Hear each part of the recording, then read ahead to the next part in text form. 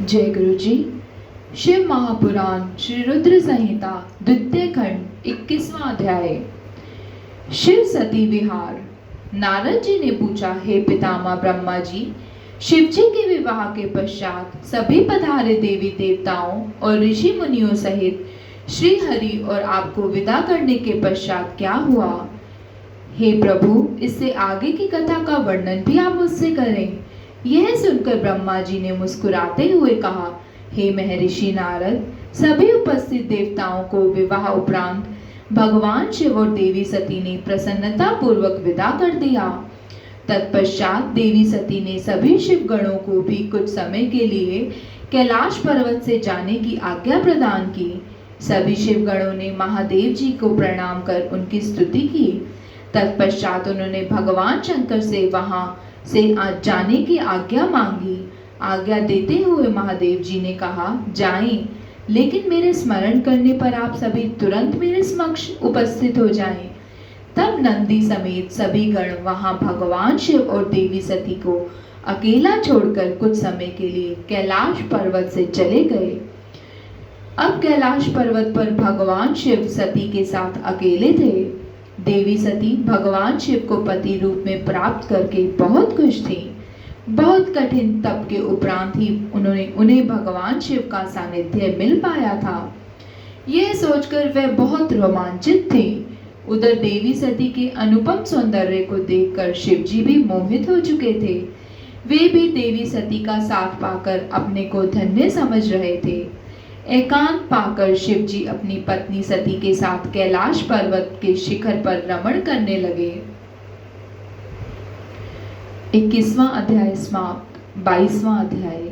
शिव सती का हिमालय गमन।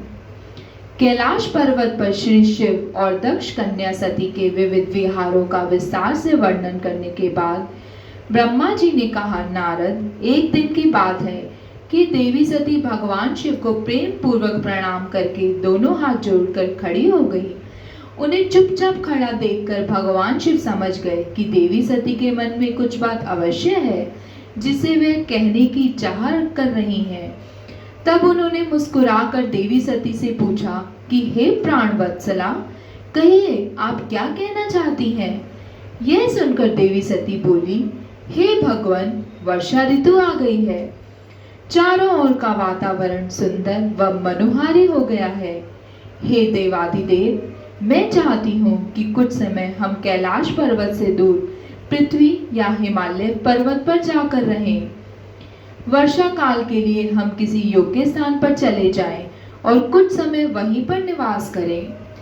देवी सती की यह प्रार्थना सुनकर भगवान शिव हंसने लगे। हंसते हुए ही उन्होंने अपनी पत्नी सती से कहा, हे प्रिय, जहां पर मैं निवास करता हूँ वहां पर मेरी इच्छा के विरुद्ध कोई भी आ जा नहीं सकता। मेघ भी मेरी आज्ञा के बिना कैलाश पर्वत पर कभी नहीं आएंगे। वर्षा काल में भी मेघ सिर्फ नीचे की ओर ही घूमकर चले जाएंगे। हे प्रिय, तुम्हारी इच्छा के विरुद्ध कोई भी तुम्हें परेशान नहीं कर सकता। फिर भी यदि आप चाहती हो तो हम हिमालय पर्वत पर चलते हैं। तत्पश्चात भगवान शिव और अपनी पत्नी सती के साथ हिमालय पर चले गए। कुछ समय वहां प्रसन्नता पूर्वक विहार करने के पश्चात पुनः अपने निवास पर वापस लौट आए। शिव महापुराण श्री रुद्र संहिता 22वां अध्याय समाप्त। जय गुरु जी।